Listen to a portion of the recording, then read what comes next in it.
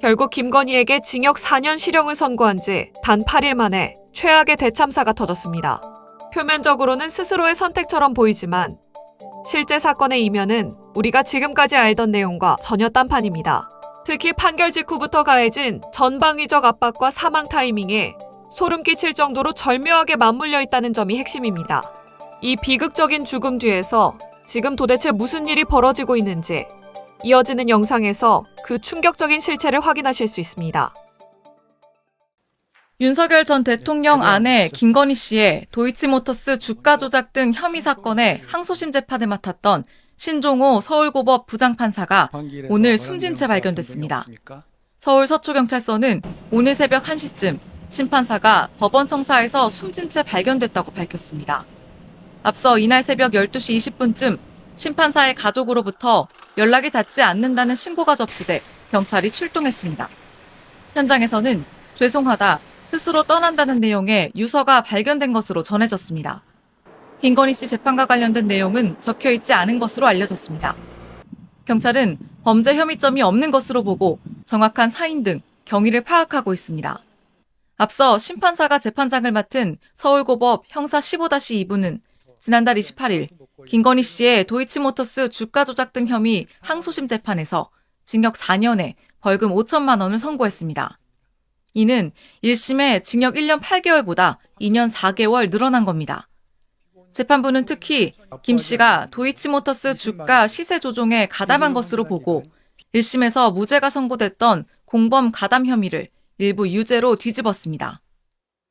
자, 오늘 신종호 고법 부장이 생을 마감했습니다. 유서에는 죄송하다, 스스로 떠난다라고 되어 있습니다. 얼마 전 김건희 씨 사건을, 김건희 여사 사건을 1심 무죄를 2심 유죄로 한 판사입니다. 굉장히 엘리트 판사였습니다. 내용을 파악해 봐야 되겠지만 저는 지금 이 정권 들어서서 법 왜곡죄, 그리고 직연 판사 룸사롱, 실체도 없는 룸사롱 사건으로 그렇게 괴롭히고, 박상영 검사는 고검 인권 TF에서 지금 정성호 장관, 이거 지금 뭐 술이 있었다고 하는데 조작기소 특위 보셨습니까? 교도관들 다 나와서 술 없었다고 했습니다. 김성태 회장 스스로 부인했습니다. 이걸 이렇게까지 판단하는 이런 지금 공포사회입니다. 공포사회. 판검사들이 살아나겠습니까? 네, 오늘 한 부장판사님께서 사망하는 사건이 있었습니다. 그것과 관련해서 정확한 사인도 나오지 않은 상황에서 저희가 말씀드리는 게 매우 조심스럽다는 생각에 우리 민주당은 언급을 안 하는 게 좋겠다라고 생각했는데, 우리 나경원 의원께서는 마치 그 죽음이 우리 민주당이 발의한 법 왜곡죄나 뭐 사법부에 대한 압박 때문이었다는 취지로 얘기하시는 것을 보면서 정말 경악스러웠습니다. 경악스럽고 한 공간에서 저런 얘기를 듣고 있는 게 과연 맞는지 제 귀를 의심했습니다. 이 죽음마저 이용하는 것이 국힘당의 항상 그 습관입니다. 습관. 서해피격 사건부터 해가지고 뭐 대장동 사건에서 검찰의 강압 수사 때문에 많은 목숨을 잃은 분들이 계시는데, 그분들이 뭐 누구 이재명 대통령 때문에 죽었다라는 듯이 말씀하신 것부터 해서 뭐 지병으로 돌아가신 분들까지 그 죽음의 책임을 또 이용하시고, 너무나 참 참담하고 함께 이 공간에 있는 것 자체가 매우 부끄럽습니다. 또한 그 지금 유족과 그 고인에 대해서는 매우 모욕적인 발언이기 때문에 이 부분에 대해서는 나경원 의원님 본인께서 적절한 입장 표명과 사과를 해야 된다고 저는 생각이 듭니다. 부터 전해드려야 될 것 같습니다. 도이치모터스 유죄 판결을 했던 신종호 판사가 오늘 새벽 1시 서울고법 근처에서 숨진 채 발견된 것으로 전해지고 있습니다.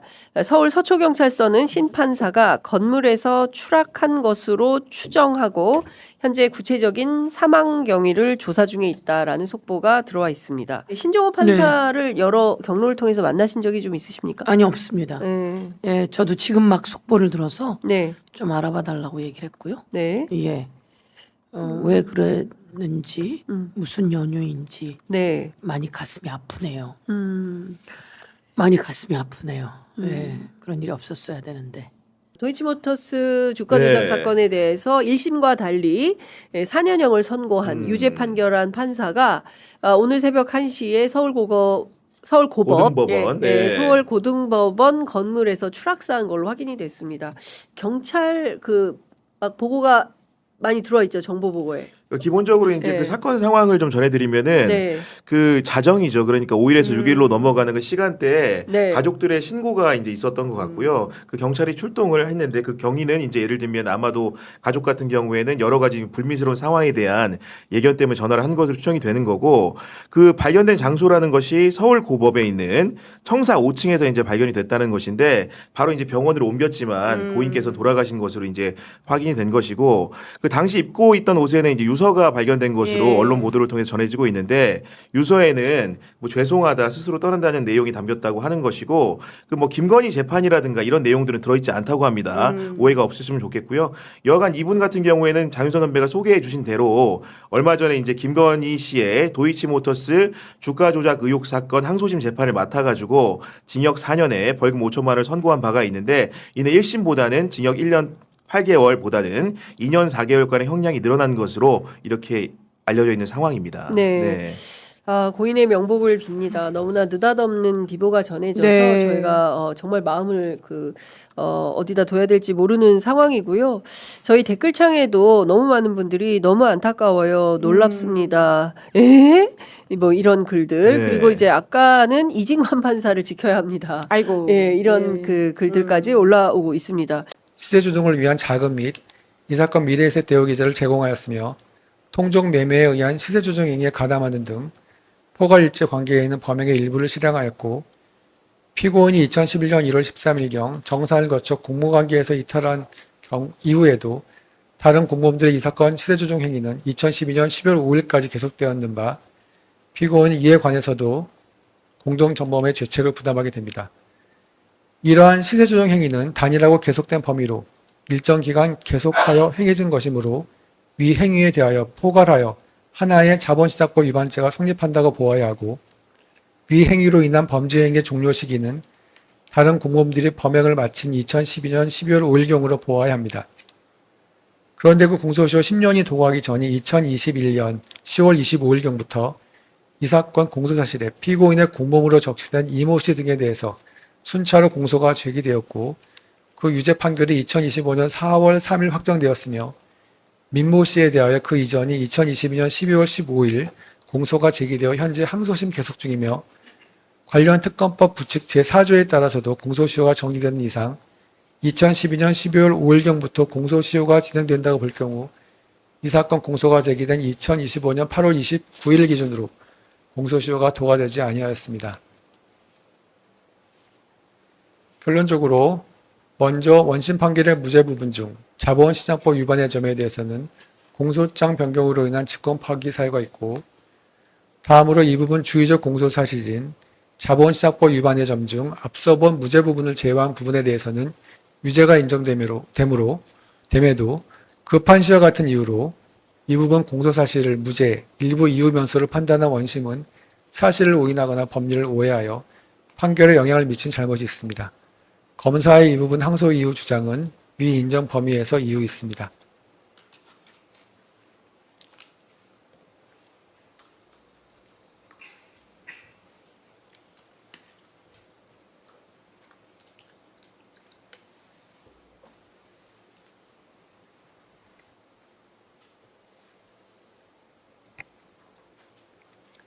다음으로 정치자금법 위반의 점에 관해서 보겠습니다.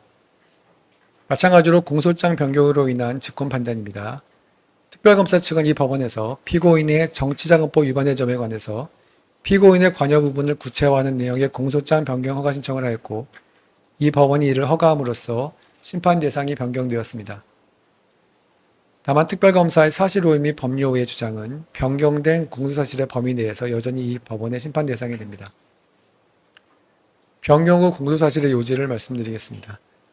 명태균은 2021년 6월 18일경 윤석열을 위한 대선 여론조사를 실시하여 피고인 부부에게 무상으로 제공하기로 상호 협의하고 2021년 6월 26일경부터 2022년 3월 1일경까지 사이에 공표용 여론조사 36회, 2021년 8월 13일경부터 2022년 3월 8일경까지 사이에 비공표용 여론조사 총 22회를 실시하고 그 결과를 공표하거나 피고인 등에게 전달하는 방법으로 피고인 부부에게 합계 2억 7,440만 원 비용 상당의 여론조사를 무상으로 제공하였고 피고인과 윤석열은 위와 같은 여론조사를 무상으로 제공받았으며 이와 같이 피고인은 윤석열과 공모하여 정치자금법이 정하지 아니한 방법으로 명태균으로부터 정치자금을 기부받은 것이라는 취지로 공소가 제기되었습니다.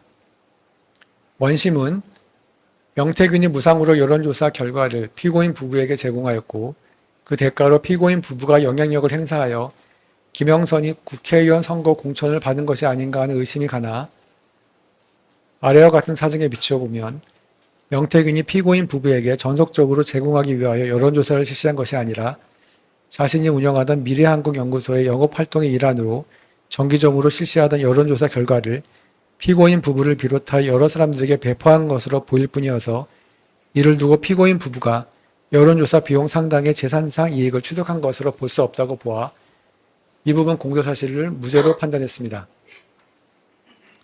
원심이 무죄로 판단한 근거로 둔 사정을 간단하게만 말씀드리면 다음과 같습니다. 첫째, 피고인이 명태균이 운영하는 미래한국연구소 또는 여론조사 기관인 PNR과 여론조사에 관해서 계약을 체결한 사실이 없다. 둘째, 여론조사의 실시 여부 및 방법, 여론조사 결과의 공표나 배포 등에 관해서 명태균이 피고인의 지시를 받았다고 인정할 증거가 없고 오히려 명태균이 여론조사 수행 방식, 공표 여부 및 배포 상대방 등을 정한 것으로 보인다. 셋째, 명태균은 피고인 부부를 만나기 전부터 미래한국연구소의 비용으로 여론조사를 실시하고 있었고 이와 같이 미래한국연구소의 비용으로 여론조사를 실시한 이유는 그 홍보 효과를 통해 명태균 또는 미래한국연구소가 스스로 얻는 이익이 있었고 명태균 스스로의 정치적 성향에 기인하여 자발적으로 여론조사를 실시할 동기도 있었던 것으로 보인다. 넷째, 명태균은 이미 지방자치단체 관련 선거에서 입후보하려는 예비 후보자들이나 그 여론조사를 의뢰한 사람들로부터 받은 돈으로 여론조사 비용을 충당한 것으로 보인다. 다섯째, 이 사건 비용 집계표는 기재된 비용이 과도하게 계산되었고 피고인 부부가 관여한 바 없는 뉴데일리의 비용 부담에 관한 부분도 포함되어 있는 바 대통령 당선인의 배우자인 피고인에게 허위 내용이 기재된 서류로 비용을 청구한다는 것은 납득하기 어려우므로 명태균이 피고인에게 이 사건 비용 집계표를 제시하며 비용 청구를 하였을 것으로는 보이지 않는다. 여섯째, 피고인 부부가 여론조사의 대가로 김영선의 공천을 약속하였다면 명태균이 지속적으로 연락하여 재차 김영선의 공천을 부탁할 이유가 없고 김영선의 공천은 국민의힘 공천관리위원회에서 위원들 사이의 토론을 거쳐 투표에 의해 결정된 것으로 보이며 공천은 피고인의 선불이라는 취지의 명태균의 발언은 평소 그의 발언 등에 비추어 그대로 믿기 어려우므로 여론조사의 대가로 김영선에 대한 공천을 약속한 것으로 단정하기 어렵다. 마지막으로 피고인이 정치활동을 하는 자인 윤석열의 당선을 도왔다고 하더라도 그것만으로 피고인이 정치자금법상 정치활동을 하는 자에 해당한다고 볼 수 없고 공소 사실만으로는 피고인의 기능적 행위 지배가 무엇인지 파악할 수 없다는 등의 이유를 들었습니다. 이에 대해서 우리 재판부는 다음과 같이 판단을 했습니다. 첫째, 별다른 범죄 전력이 없습니다. 자본시장법 위반 부분 관련해서 이 사건 시세조정 범행의 경우 경제적 측면에서 다소 성공적이지 못하였던 시세조정으로 볼 수 있고 시장 질서에 심각한 교란이 발생하였다까지는 보기 어려운 측면도 있습니다.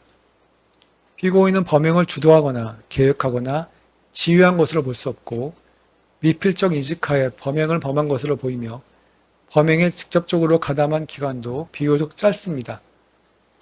또한 해당 기간 주가 변동을 모두 시세조정 세력이나 피고인의 책임으로 돌리기는 어려워 보입니다. 블록들 과정에서 피고인의 증권계좌가 이용당한 측면이 있고 특히 공범들이 관련 판결에서 선고받은 형량 또한 고려하지 않을 수 없습니다. 특히 범행을 주도한 것으로 보이는 이모, 김모, 권모 씨 등에게 징역형의 집행유예가 선고된 바 있습니다.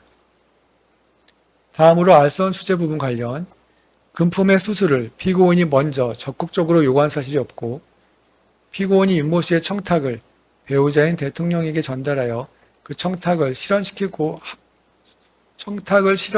하였던 정황은 발견되지 않습니다. 자신의 사려 깊지 못한 행동에 대하여 일부 자책하며 반성하고 있습니다. 앞서 본 피고인에게 불리한 정상과 유리한 정상, 그 밖에 피고인의 나이, 건강상태, 가족관계, 성행, 환경, 범행의 동기, 수단과 결과, 범행 후의 정황 등 이 사건 기록 및 변론에 나타난 모든 양형 요소를 종합적으로 고려하여 주문과 같이 형을 정합니다.